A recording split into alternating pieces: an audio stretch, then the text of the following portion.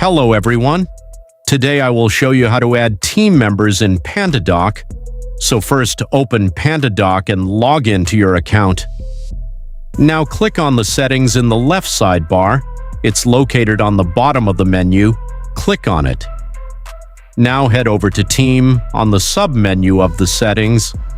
Now here we have the available team members that are in your PandaDoc account.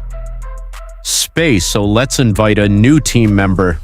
For the invite team member, you must add the Gmail account or email of your team member, for example, and select its role if it is an admin, a manager, or a member. So I'm not going to choose a member because I'm already an admin.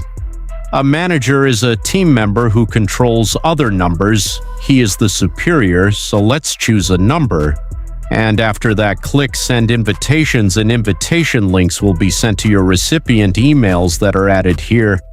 And that's it, guys. If you found this video helpful, don't forget to like and subscribe.